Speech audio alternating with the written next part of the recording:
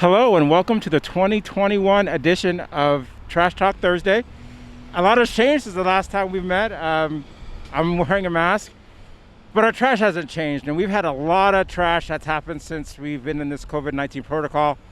Our crews have noticed a lot of single-use items, and we're working with some of our Adopt a Highway volunteers, and behind me we have the Surfrider Foundation.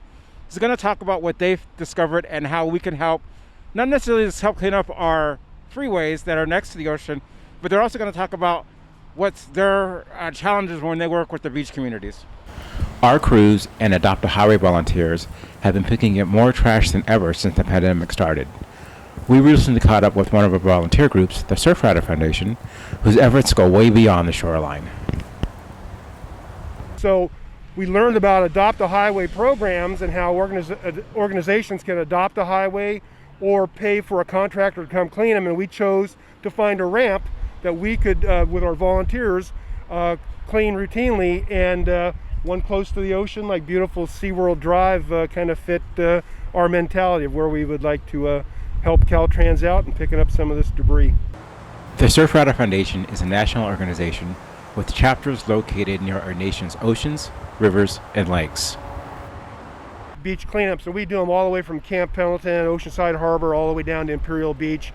You could go on to Surfrider website and you would see our calendar. Of course, COVID right now has us encouraging everyone to do individual cleanups, but as soon as we're out of the correct tiers and we all get those 2 shots in our arms, we'll be back to having people assemble at Moonlight Beach or at Ocean Beach Pier and doing bigger group cleanups. So a lot's changed in this past year, a lot's happened. Yeah. You started a year ago, and what kind of things have you found even when you first started then that you're finding now? I would definitely say single-use plastics is like our biggest thing, and cigarette butts has been consistent. That's like a worldwide most littered item, but definitely in our area you find a lot of like food wrappers, you take out utensils. A big thing that's really overlooked too is like pieces of styrofoam, just because people often mistake it for like little bits of ocean dried seaweed shells and stuff like that, but that's like, since I've been involved, that's something I've personally noticed a lot, and I try and like push that for volunteers to like keep an eye out for them for styrofoam mainly. I've noticed that along the beaches, like in Ocean Beach, I definitely wouldn't throw my styrofoam away in the trash cans that are right on the beach, because then the air can pick it up. It's super light, it can go flying out into the ocean. So try to maybe put your styrofoam into a trash can a little more inland is one of my advices for that. Yeah.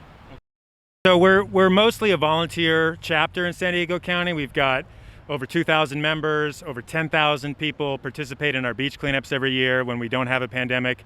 And a lot of my job is just supporting our volunteer efforts. Unfortunately, trash is still a problem in 2021, and we're hoping we get more volunteers to help us alleviate this problem. I'm Hayden Manning from Caltrans District 11, and I'll see you next time.